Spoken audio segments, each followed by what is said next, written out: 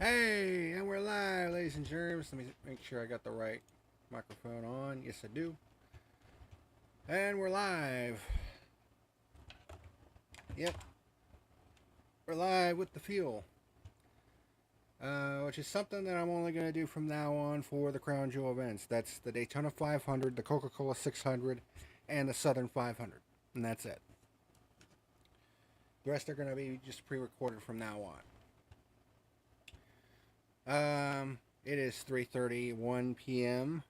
Eastern Standard Time here on Monday, May the 27th, 2024, Memorial Day. And as the title of this episode suggests, this past Sunday, which is usually the greatest day in motorsports, was a bit of a bust.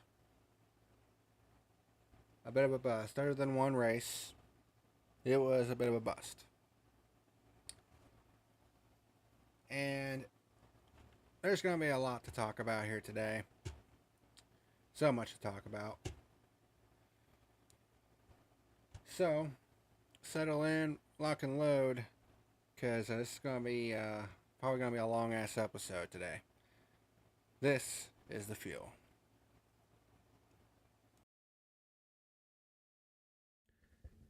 This video is sponsored by Dubby Jitterless Energy Blend and by Reaper Apparel Company. Stay tuned till after the video to learn how you can save 10% off of your order.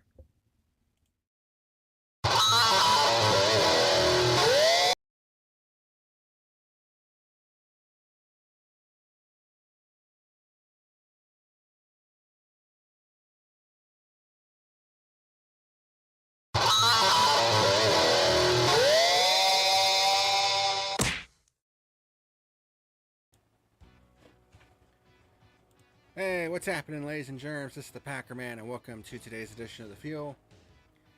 Where today we're going to be talking about the 2024 Coca-Cola 600, which didn't go 600 miles.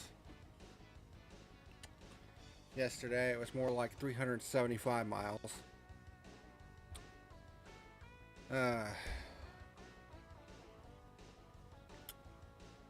Where do I even begin with this?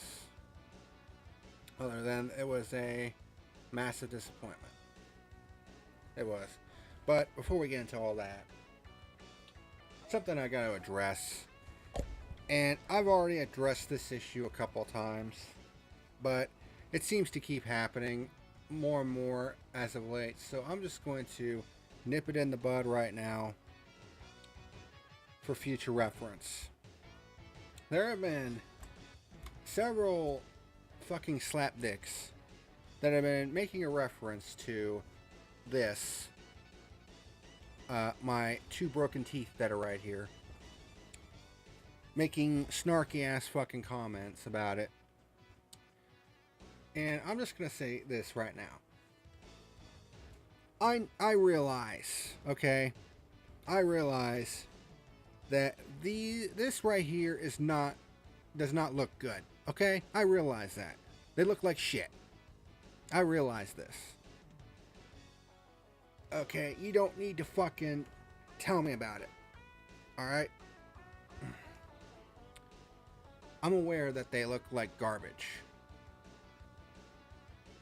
Now, are you willing to pay for them? Then I will gladly accept the assistance. But if you're just going to point them out and not be willing to help me with them, then do me a favor and shut your fucking pie hole. Okay? Because I would love to get these fucking teeth fixed or replaced. I would absolutely love it. Because I am well aware they look like shit. The problem is, that costs money. Money that I don't fucking have. And my work's insurance is dog shit. So it's probably not going to happen anytime soon. So I'm just going to go ahead and say this. From this point forward, if I see any comments about my fucking teeth at any point, because I do look through the comments. Whenever there's new comments, I'm not even going to acknowledge it anymore. You're just going to be fucking blocked. Because what a lot of you don't seem to realize is I can easily, with a click, delete it and block you. And, I mean, if you want to be so fucking low as to create an alternate account to make another comment on it, I can just easily, again, with a click, delete it and block you. It only takes me 2 seconds. I don't give a fuck. I'm done with that fucking bullshit. Like, if you're that much of a fucking scumfuck to have to point that out because you don't like my opinion, and there were quite a few people that apparently didn't like my take on what happened at the All-Star race, which, that's fine. If you don't like it, oh well. But if you want to be that much of a fucking dildo that you want to take shots at my teeth, then quite frankly, you can get fucked with a steel pipe covered in glass. Okay? Because I'm not even going to fucking listen to it. And if you don't like that, just go ahead and take a walk off a cliff. I'll even hold the door open for you. Because I'm done with that fucking bullshit. I'm done. So I'm getting that out of the way right now.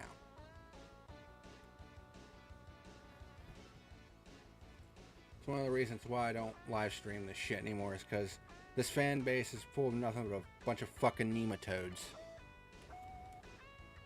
that aren't worth the fucking skin that they were born in.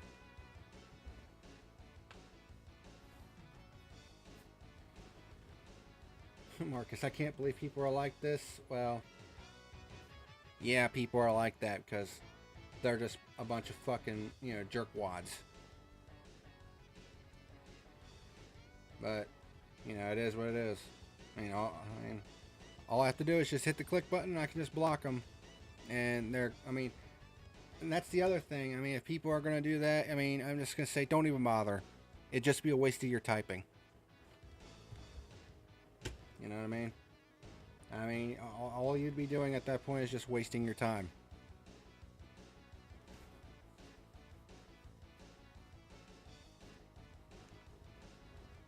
Go watch another fucking video that sucks NASCAR's ball sack like you do, evidently, because, if you're gonna get that all, your panties in it twisted that much over what I have to say, then you probably shouldn't be invested in someone like me anyway.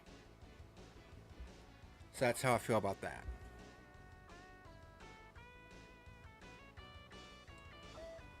But anyway, at the end of the last episode of The Fuel, I said that I was going to talk about some of the news stories that have been kind of happening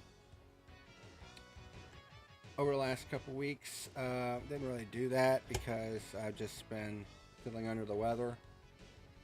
So it's like, you know what, I'll just compile it into this video since it's part of Memorial Day weekend. But there were a couple of big news stories that happened over the past couple of weeks. Give me 1 second here. And let me get them pulled up.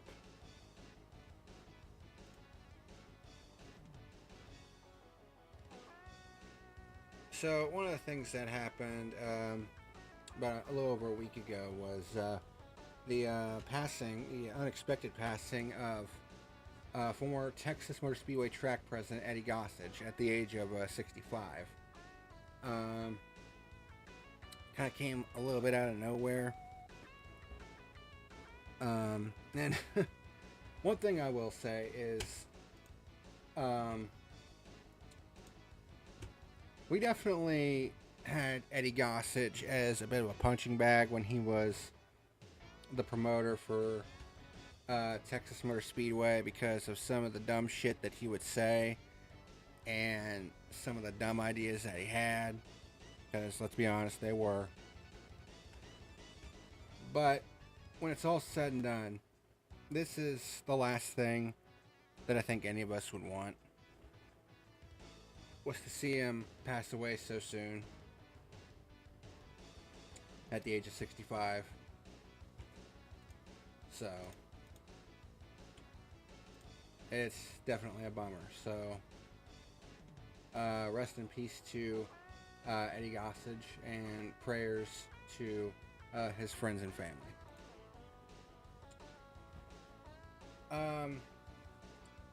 Moving on to the Busch-Stenhouse fight. NASCAR levied penalties against Ricky Stenhouse. None for Kyle Busch, surprisingly. And I say surprisingly because he, well, for the lack of a better term, dumped Stenhouse in that race. He should have at least got a monetary fine at the very least, I think, for that. But Stenhouse Jr. got a $75,000 fine for that. And there were a lot of people bitching and complaining on social media, like, why is Stenhouse being, fined for that? And NASCAR is just going to take that footage and, promote it and all that other shit. Yeah, that's true. But there's a reason why Stenhouse got fined. Because the attack was pretty much premeditated. He literally waited 2 fucking hours to go and start this shit with Kyle Busch. He had 2 hours to cool off and still decided to go over there and start an all-out brawl, which his crew got involved, his father got involved, and also in the middle of that was Bob Pockrass and Jordan Bianchi, who was just trying to do their fucking job. Bianchi actually ended up with cuts and bruises, and he was actually good-natured about it. And Bob Pockrass, the face that he made while he was in the middle of that is actually his new user profile picture on Twitter, or X, whatever the fuck you want to call it. So they were good-natured about it in the end. But that's the thing, though. That's what I've been fucking talking about this entire time. When you had these fucking all-out battle royals between these pit crews and the drivers, it just turns into fucking gang warfare. And then they're innocent people that are just trying to do their job, and they're being caught in the middle of this whole shit. And that increases the risk that they could suffer some kind of serious injury. I mean, the guy who broke up the fight between Noah Gragson and Ross Chastain at Kansas last year, he was the same guy who tried to break up this fight and actually tried to pull Stenhouse away, and the two of them actually ended up fucking tripping over tires that were stacked right there. So that dumb fuck damn near not only injured himself, but also nearly injured Stenhouse as well for that fucking lot of bullshit. Matt Crafton was fined $25,000 for sucker punching Nick Sanchez. He was bleeding like hell. Yeah, because it was pretty much premeditated assault. And I was vehement that Crafton should have been suspended the rest of the year for that. Now, I'm not saying that Stenhouse should have been suspended for punching Kyle Busch, because at the very least it was face-to-face. But, I mean, is it really a surprise? Is it really a surprise that Stenhouse got fined? I mean, he waited 2 fucking hours. I mean, he didn't have a choice because North Wilkesboro doesn't have, like, underground tunnels that a lot of other tracks have for him to be able to leave. But that's still no excuse.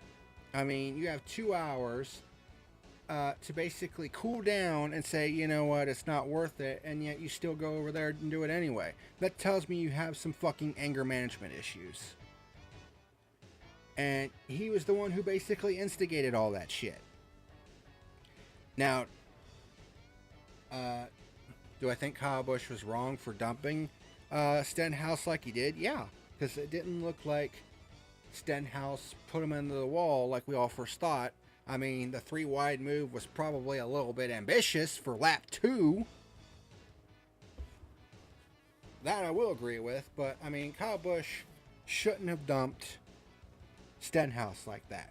But by that same token, Stenhouse was in the wrong for throwing that punch, because it started that whole fracas, and multiple people could have gotten seriously injured because of that.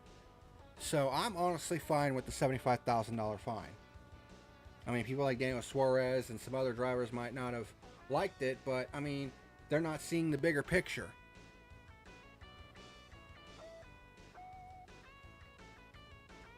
I mean, Stenhouse basically instigated all that shit and could have caused several people that weren't in the fucking, a part of either crew, like I said, Bob Pockrass or Jordan Bianchi. I mean, they could have gotten seriously injured, and then they would have been liable for it. I mean, is that what you want?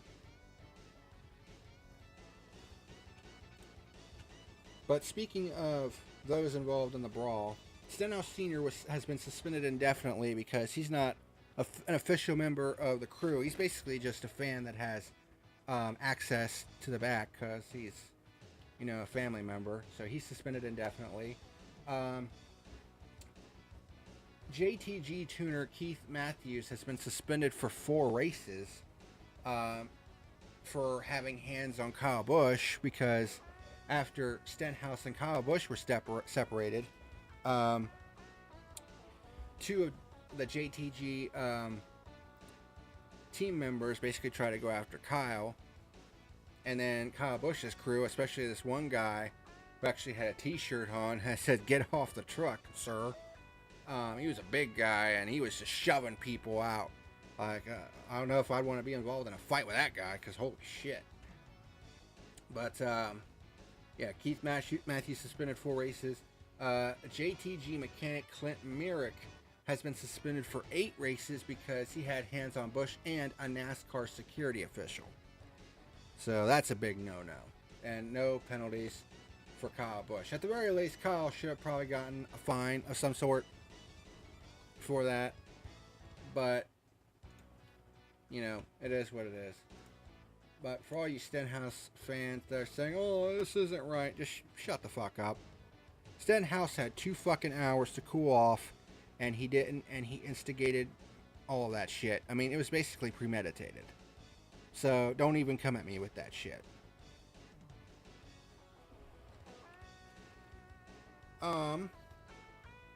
Moving on. Let's talk about charters. Let's talk about some charters, because there has been rumors going around the last month or 2 about Stewart-Haas Racing and whether or not they're actually going to be around next year, because last week there have been announcements on charter sales involving Stewart-Haas Racing that could come within weeks from now. This is on Sports Business Journal. Adam Stern, he posted this.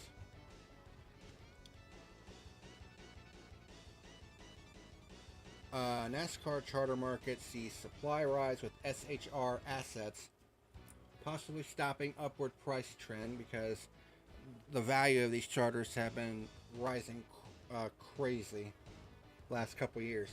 So NASCAR charter prices have been on an upward trend in the last several years, but that march could be halted at least temporarily if Stewart-Haas Racing unloads several of them over the coming months as expected, according to industry executives familiar with the matter. The assets, which are NASCAR's version of franchising for teams, have risen from being worth just a couple $1 million in the opening years of the system to the most recent sale, a purchase last year by Spire Motorsports from Live Fast Motorsports, being for a number that approached $40 million last year. $40 million for one of these charters. The charter system started in 2016, and the teams that got one received them for free. Currently, there are 36 charters currently spread across 15 teams in the NASCAR Cup Series, and teams are allowed to have up to 4 each. SHR controls 4 charters and is said to be the team most likely to sell one this season amid a steep drop in sponsor revenue. which has been pretty well known because they've lost 8 figures in just the past year due to the departures of Anheuser-Busch, Smithfield Foods, and Hunt Brothers Pizza. And of course, Anheuser-Busch, as we know, is now sponsoring Trackhouse and more specifically Ross Chastain. Since then, neither team co-owners Tony Stewart and Gene Haas have addressed the rumors, which have only intensified, according to industry sources as well as published reports from Fox Sports. Fox reported earlier this month that SHR has sent prospective buyers information on what it would take to purchase a charter. Of course, Tony Stewart, I think he's pretty much checked out as far as NASCAR is concerned because he's got other shit going on in his life. Of course, he's the owner of the Eldora Speedway. He has his own drag racing team now, which has been pretty fucking successful. So he's got other shit going on in his life, and he hasn't been really paying much attention to the NASCAR side of things. And of course, there's Gene Haas, who of course has his Formula One team. So, as a result of this, the Cup side of things has definitely suffered in the last couple of years. With the possibility SHR could sell as many as all 4 of its charters, supply has shot up in the charter market at the same time that teams have yet to strike a new revenue sharing agreement with NASCAR. Yep, that still hasn't happened yet. So that's another thing that's kind of being put into the works here, is the fact that the revenue sharing agreement, they have yet to strike one with NASCAR. That's another thing that I want to talk about. This is something that NASCAR needs to fucking realize, okay? They need to have a fair, they need to make a fair deal with the teams, okay? Because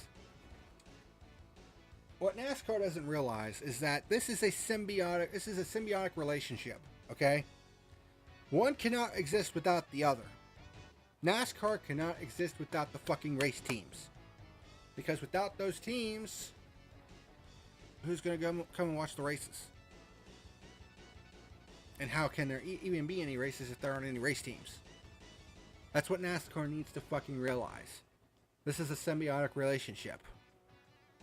So they need to have a revenue sharing agreement in place that is fair for all the teams and allows them to, actually be able to fucking operate.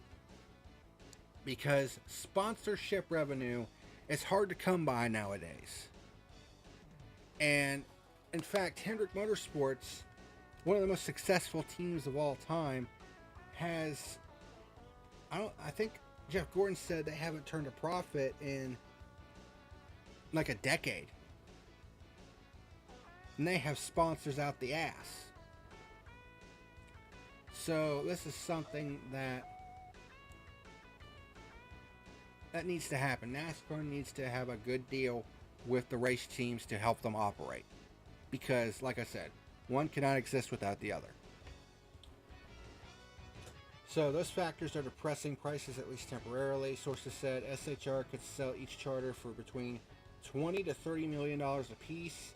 Industry sources familiar with charter market dynamics said in recent weeks. Still, the same people said that fresh record highs for charters can still be established in the coming years as an improved revenue sharing agreement, which is what I was talking about, between the teams and NASCAR Holdings gets locked in during the coming months, and as the remaining charters that are available for purchase become more scarce. Teams that have been said to be in the mix to purchase SHR charters include 2311 Racing, Trackhouse Racing, and Front Row Motorsports.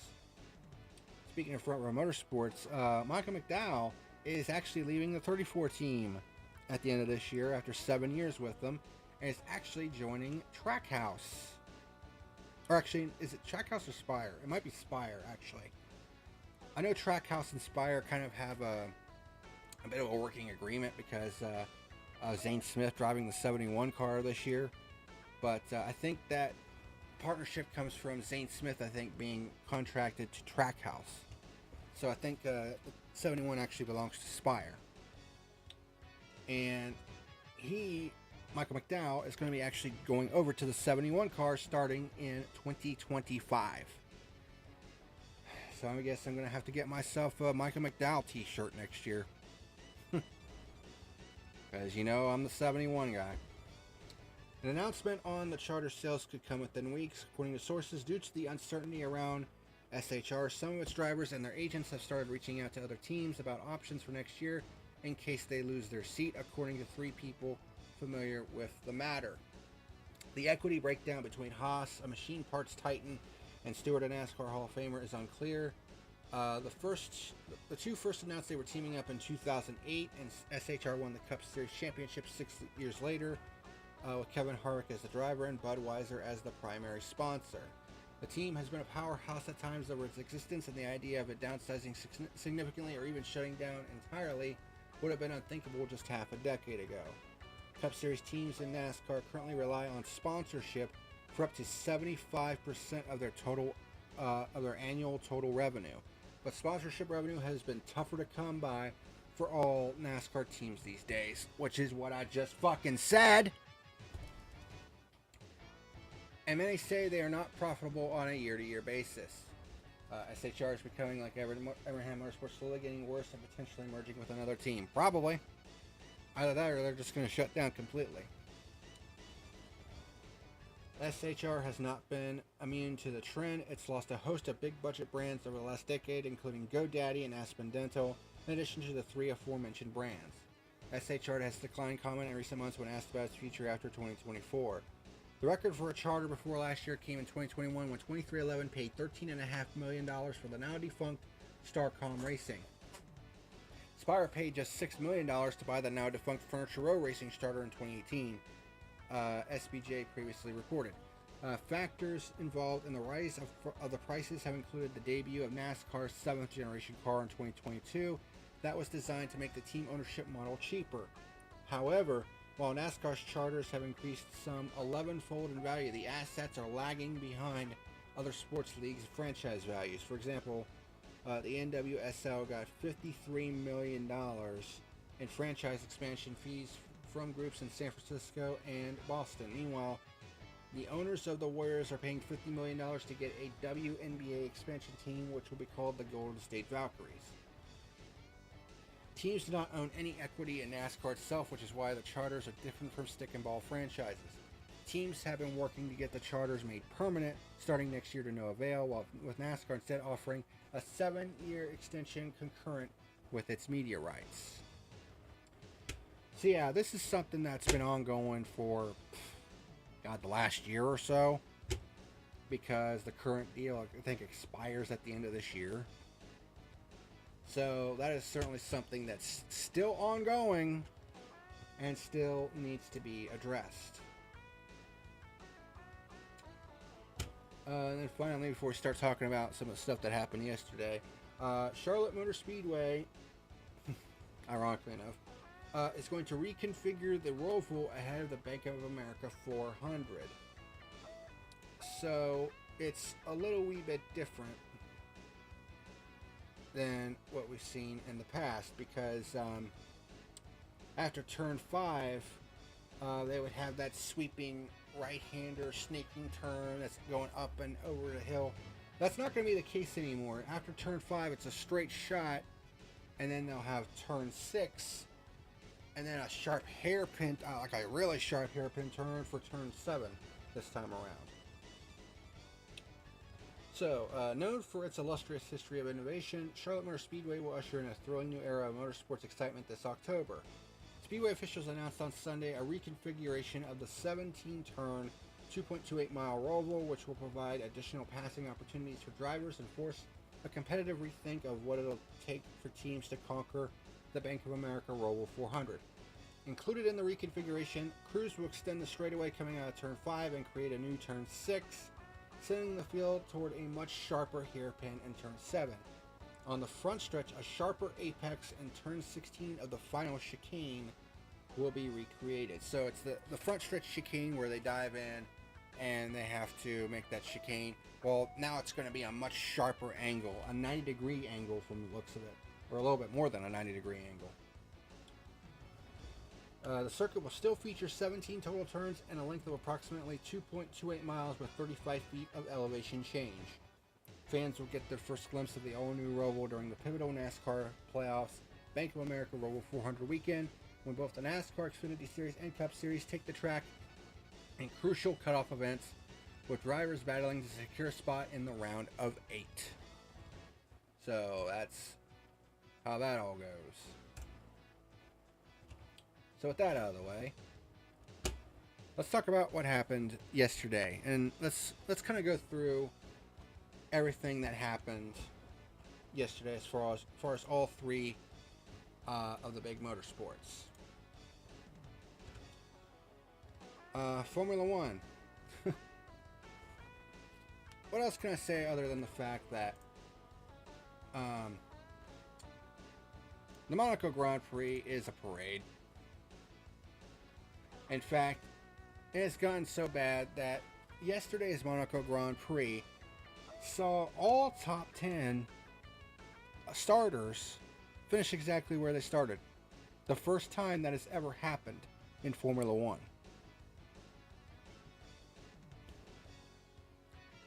I mean, if that doesn't tell you how bad the racing has gotten, I don't know what is. There was one positive that came out of that, though. Charles Leclerc, a native born and raised in Monaco, finally won his home Grand Prix. The first time in over 90 years that someone born and raised in Monaco won their home Grand Prix. So that was a pretty big deal. So congratulations to Charles Leclerc on that. Start from pole and pretty much led from stem to stern. And that's about as good as you can get. Then we get to the Indianapolis 500 and the much anticipated double attempt by Kyle Larson, which was not meant to be, because Mother Nature decided to rear her ugly head in a big way yesterday. And I'm not just talking about the races that got delayed or cut off before the end. Yesterday saw a pretty significant tornado outbreak as well. In fact, there was a pretty big tornado that went through Kentucky that resulted in a tornado emergency. And I was watching that shit live as it was happening. So yeah, Mother Nature was not in a good mood yesterday. Caused the Indianapolis 500 to be delayed by several hours, which pretty much kept Larson from being able to attempt the double legitimately, which meant that Justin Allgaier was going to have to get behind the wheel of the 5 car. But Larson wanted to stay in Indianapolis because, obviously.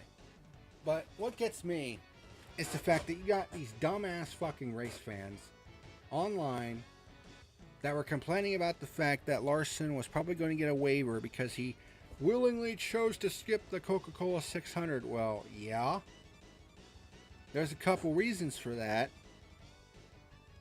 Number one, it's the Indianapolis 500, for fuck's sake. You know, probably the biggest fucking race in the U.S. Larson didn't even get a chance to race in that special paint scheme when he arrived and missed out on valuable points. Well, he wasn't going to get any points anyway, because he didn't start the race. I mean, if the Indianapolis 500 would have finished on time, then if he would have gotten in the car, then he would have gotten points. But because he didn't start the race, it was actually Allgaier. Allgaier was going to get the points. But he actually arrived in Charlotte because he was going to get in the car. And whatever finishing position he would have gotten, that would have been Allgaier getting that position. Which would have been funny if if Larson had won the fucking race, because then that would mean that Allgaier would be credited with his first career win. Which is fucked up, but that's the rule.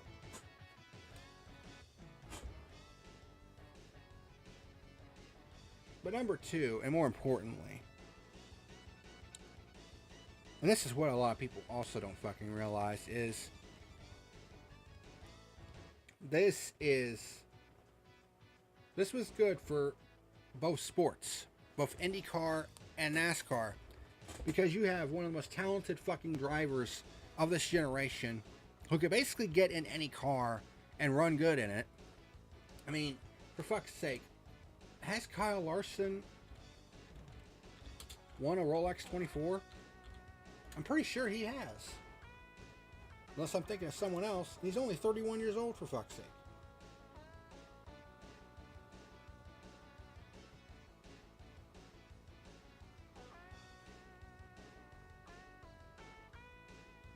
Yeah, exactly. He's won the Rolex 24. Having won the event with Chip Ganassi Racing in 2015. So there you go. He's won the Rolex 24. In sports car racing, he has won the Kings Royal. He's won the Knoxville Nationals. He's won the Chili Bowl. He's won the Southern 500. He's won the Coca-Cola 600. He's a Cup Series champion. I think the only win left on his resume that he really needs is the Daytona 500.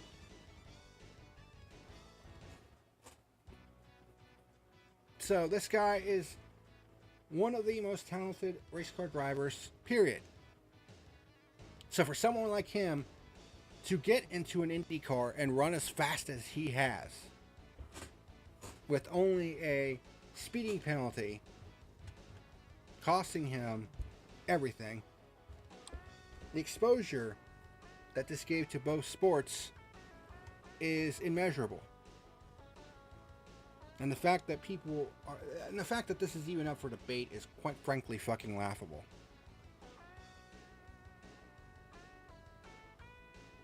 He wouldn't get points because Justin started, but they could have continued the race. That call was stupid. We'll be getting to that, trust me. We will be getting to that. Because I have a lot to say about that. But number 3, there's also the monetary value of him competing in the Indianapolis 500. You know how much the winner's purse was for this year's running of the Indianapolis 500? $3.6 million. And while $1 million might not be a lot these days, that's still, in racing terms, that's still a lot of fucking money. I mean, Jesus Christ, $3.6 million.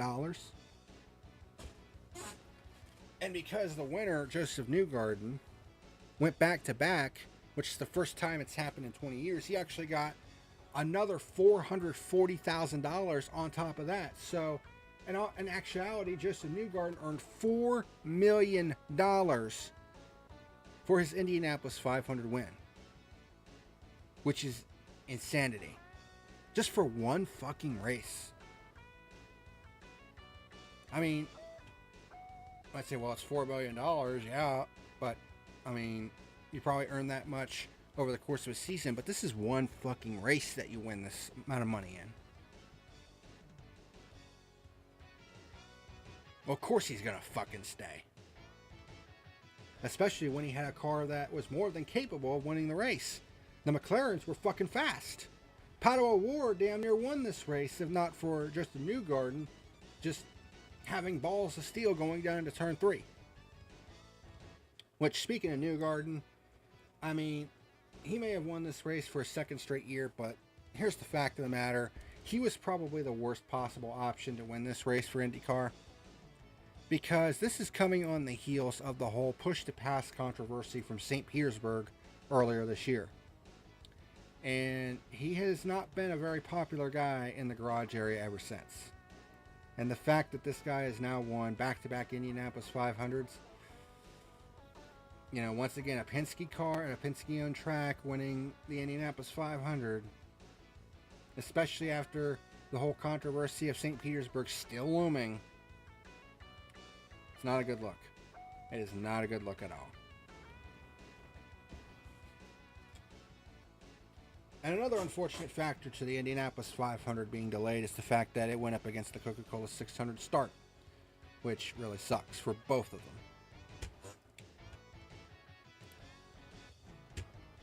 But then we get to the race itself, which brings us to our race review. So, 2024 Coca-Cola 600. The The only race where it has 4 stages because of the length of the race, all of which are 100 laps. So, Ty Gibbs started from the pole, led lap 1. Stage 1 was fucking boring. It really was. Nothing happened in stage 1. Reddick had a pass-through penalty for pre-race inspection penalty. His crew did some type of adjustment after pre-race inspection that the officials didn't like, so his crew chief was ejected, and he had to go to the rear of the field and also do a pass-through penalty. I think he came back to finish 4th, so it shows you how fast that car was. Elliott started dropping back a bit at the start. Bowman got by Wallace for 5th. Buescher was up to 23rd after having to start from the rear of the field due to a backup car. Wallace and Bowman continue to battle for the 5th position. Hamlin and Suarez are dragged into that 5th place battle, so there was a good battle. There were good battles here and there. Blaney kicked off green flag stops on lap 40. Gibbs pits from the lead on lap 44. Busch had an uncontrolled tire penalty. That pit crew just continues to shit the bed. Michael McDowell, Buescher, and Shane Van Gisbergen were staying out a little bit longer, try to stretch the fuel. Gibbs cycles back with the lead, but Byron gets under Gibbs for the lead amongst lap cars, but is unable to make the pass, at least for the moment. Allgaier actually gets back on the lead lap the hard way, because he actually started to finally figure out the car. He also had to start from the rear because of a driver change. So Byron gets under Gibbs for the lead for a first pure lead change on lap 72. Battle for the lucky dog was hot. And we had our first caution on lap 87 when BJ McLeod spun off of turn 4. Turn 4 and turn 2 were definitely the hot spots in this race for cars just simply spinning around. Everyone comes in for service. Gibbs wins the race off pit road, and Hamlin gets penalized for equipment interference. Although he was not particularly happy with the 17 car because he also got blocked in a couple times. So restart on lap 94 with Ty Gibbs as the leader. Byron is able to clear Gibbs on the outside. Starting on the outside is the hot ticket. Very aggressive racing on the restart because it was approaching the end of stage 1. And Byron wins stage number 1. Stage 1 sucked. Stage 2 was a little bit better. Most of the field comes in for service. Gibbs leads the start of stage 2 because I think he stayed out. And there were actually several cars that actually didn't come in on the caution because of the fact that they were a lap down, so they were taking the wave around. Chastain, who started on the outside, gets the lead on the restart. There were 3 wide, several rows deep. Bell gets by Gibbs for 2nd, and then he eventually gets by Chastain because he was on a little fresher tires.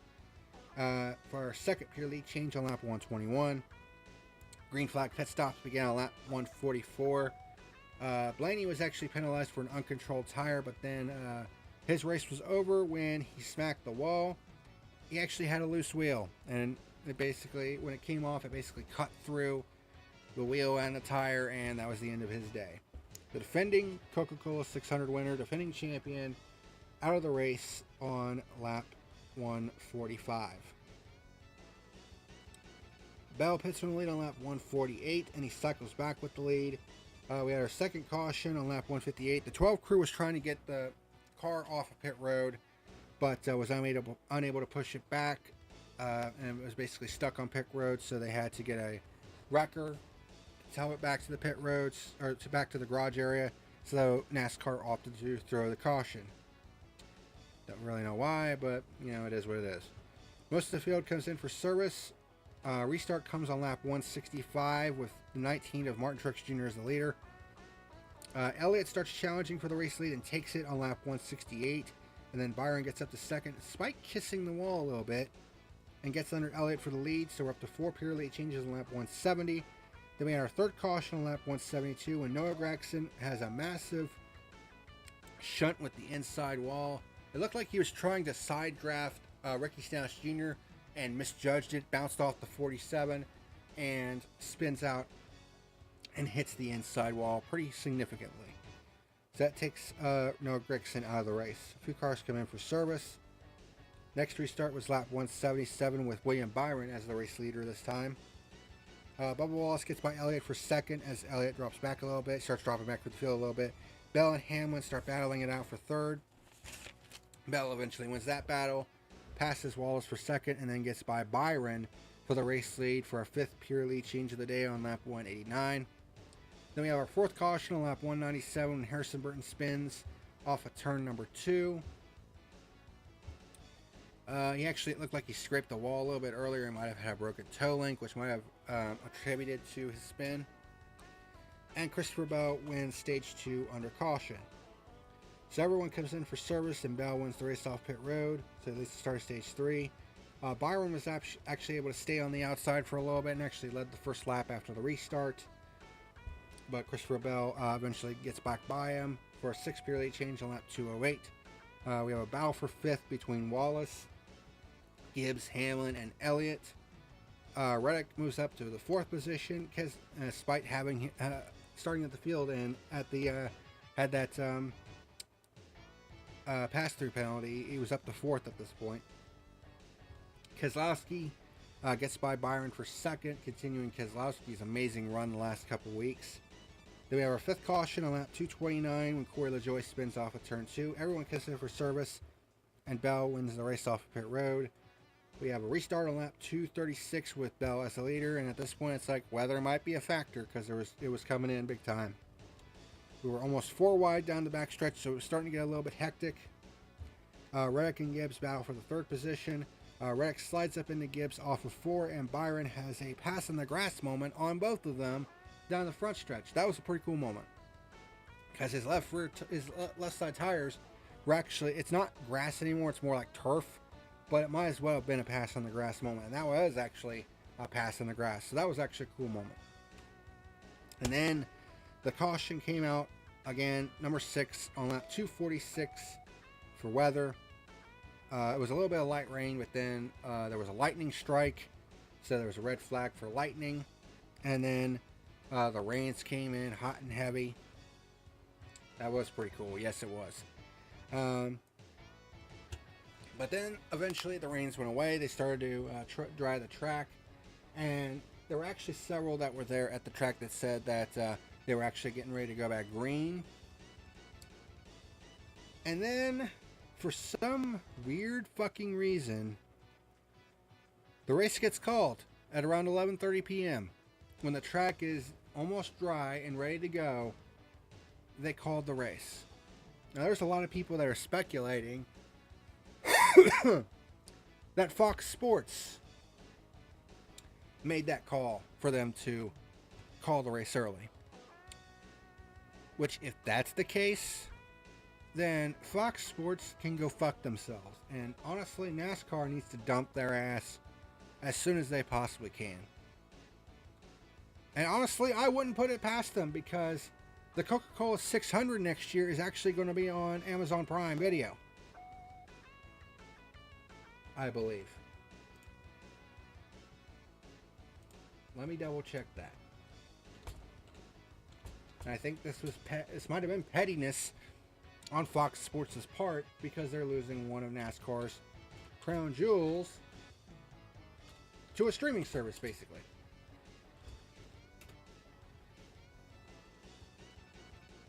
Yep, Prime Video to open race coverage with the Coca-Cola 600. So Fox Sports is actually losing the Coca-Cola 600 to Amazon Prime next year. But if NASCAR was the one that made this call, what a fucking fumble. Because Kyle Larson had gotten there, he was suited up, he was ready to go, getting ready to get in the 5 car. You had people there that were willing to stick it out into the dead of the night for this race because it is a fucking crown jewel race. And then you have people online, blue check marks basically on Twitter saying, why are people so upset? Well, I don't know. Because they waited 2 fucking hours and had the track nearly bone dry. And then they decided to call the fucking race. Like, are you fucking mental? Not to mention that a lot of the fans there had paid a lot of fucking money. And probably a lot of travel expenses just to go to this fucking race on Memorial Day weekend. Like, are you fucking kidding me?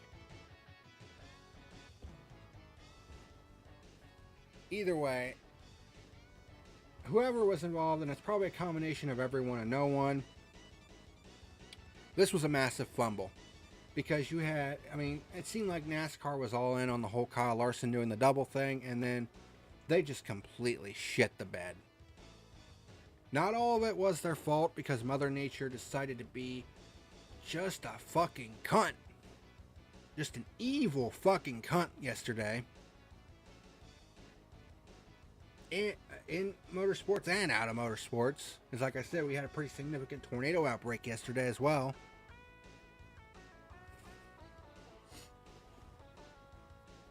But their decision to call the race, whether it be NASCAR or Fox or a combination of the two, it was a fucking fumble of epic proportions.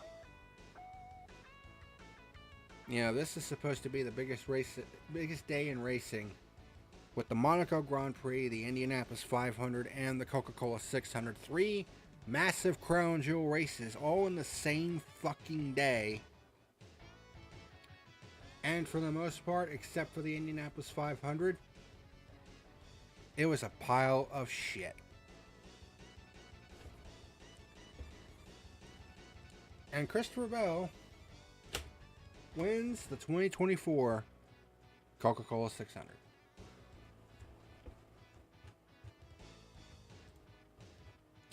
So race stats, there were 21 lead changes with 6 pure lead changes, 6 total cautions, no overtimes because we didn't get that far. We only got 250 laps in. 4,485 green flag passes, which is actually a pretty good number, considering that we only did 400 miles. It's just that first stage, that first stage sucked. Stage 2 was actually pretty good, all things considered. And Christopher Bell led the most laps at 90 laps. So yeah, this race was a disappointment. And the decision to call it early was dog shit. There's no other way to describe it. I don't give a shit if this is the sort of thing that happens. This is a fucking crown jewel race. Nobody was working today on Memorial Day. You could have risked this out. And you might say, well, they at least tried. Well, they didn't try hard enough. And apparently, according to some people that were actually there, they didn't even send all of their Air Titans and jet dryers out there. They just did like 2 laps and said, we'll call it a day. That's fucking lazy sauce. And for one of your 3 big crown jewel events, like, are you fucking kidding me?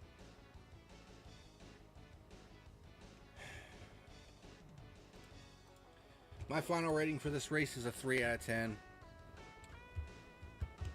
Could have been a lot better. That first stage sucked. Stage 2 was pretty good. Stage 3 was, could have been better. But having the race cut short, and then hearing all the fucking excuses from people in the industry, and the fact that Kyle Larson didn't even get to drive 1 fucking lap in this race, even though he was ready to go. This was a fail. This whole thing was a fail. I mean, Larson will probably, he was so looking forward to it, and he even said himself that it was just one massive disappointment. Now, he is contracted with McLaren for next year as well, so he will more than likely attempt the double again next year, so not all hope is lost. But this was a massive fail on all levels. And it sucks because this could have been so much better. But anywho, that's going to do it for this edition of The Fuel. A rare extended version now, with the fact that I'm doing just abbreviated versions. But this was a crown jewel race, so this is one of the few exceptions I'm going to make from this point forward. But that's going to do it for this edition of The Fuel. I think I forgot to put the results and points up because I'm fucking stupid. But I'll go ahead and do that right now. But thank you very much for watching this edition of The Fuel. And until next time, this is the PackerMan signing out. See you later.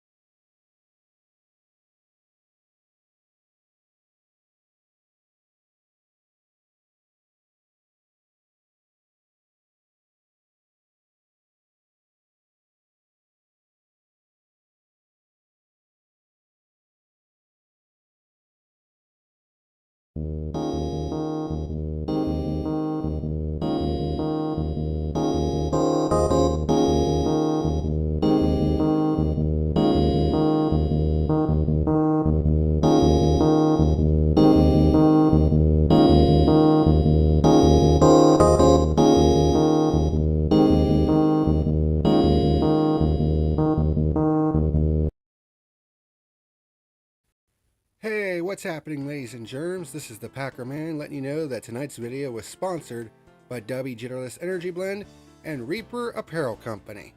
Special shout out to both of them for sponsoring my YouTube channel. W Energy is a jitterless energy blend that contains coffee fruit extract and was designed to give gamers a boost of energy without all the downsides of regular energy drinks like crashes and harmful ingredients. And there are several different great flavors that you can try, such as Dragonade, Push and Punch, Galaxy Grenade, Beach and Peach, Watermelonada, and the limited edition Palm Blom flavor. And don't forget to get you a plastic shaker while you're at it. If you're interested in giving W Energy a shot, there's an affiliate link down in the description box below. In addition to W Energy, this video has also been brought to you by Reaper Apparel Company.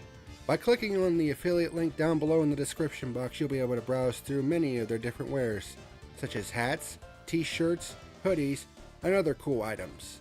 And that's not the only thing. When you place an order and you go to checkout, be sure to type in the code PackerMan and you'll be able to save 10% off of your order. And it would also help me out as well if you use the affiliate link, so thank you if you do. And also, special thanks to both W and Reaper Apparel for sponsoring my channel.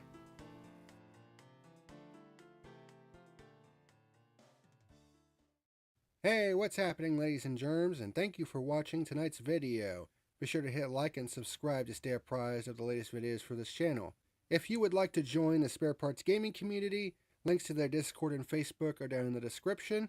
Also, if you would like to leave me a tip for the video, a link to my coffee is down in the description box below at buymeacoffee.com/thepackerman71. Also, be sure to give my channel sponsors W Energy and Reaper Apparel Company a shot.